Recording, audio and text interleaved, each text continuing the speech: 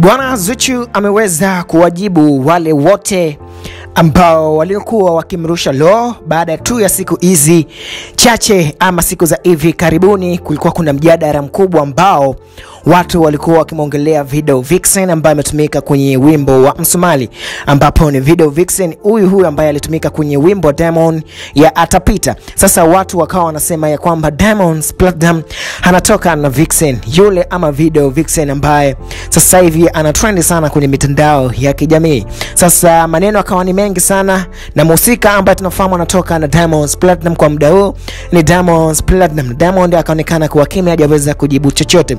Lakini finally ukitembelea katika ukurasa ile page ya Instagram ya kwake official, Zuchu aliweza kuweka Insta story ya ujumbe mfupi tu kuhusiana na kile ambacho kinachoendelea. Zuchu ameweza kusema yafuatayo: mimi hata siangaiki na maneno ya walimwengu, ninachojua huyo ni wa kwangu, atafanya kazi zake, usiku tutakuwa wote kama kawaida.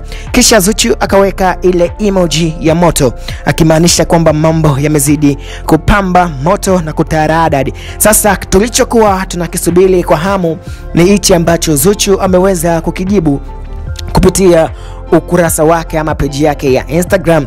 Zuchu anaonekana kutokuwa na pressure yoyote ile, licha ya maneno kuwa mengi sana kwenye mitandao ya kijamii kuhusiana na mambo yanavyoenda kwa sasa hivi kati ya Video Vixen wa Msumali kati ya Diamond Platnumz pia.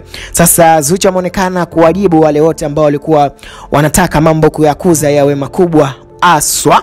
Ameweza kuwajibu na kusema yule ni wa kwake, atafanya kazi, lakini itakapofika usiku watakuwa wote kwa njia yoyote hili. Sasa hapa Zuchu amejaribu kuwaonesha watu ya kwamba yeye licha ya maneno ambayo yanazidi kuongelewa sasa hivi kwenye mitandao ya kijamii, yeye hajali hata kidogo, kwani anachojua yeye na Diamond wanazidi kupendana. Na hapa tunafahamu ya kwamba hili sio tukio geni kwa Zuchu, kwani alishatokea matukio makubwa ambayo tulizani wawili hao wataachana.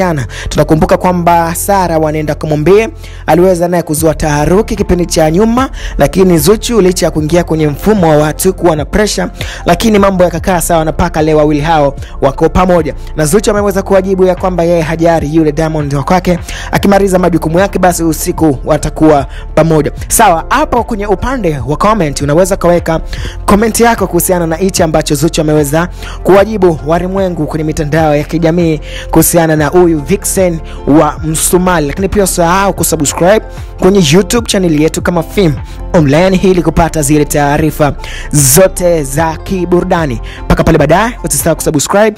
Bye bye.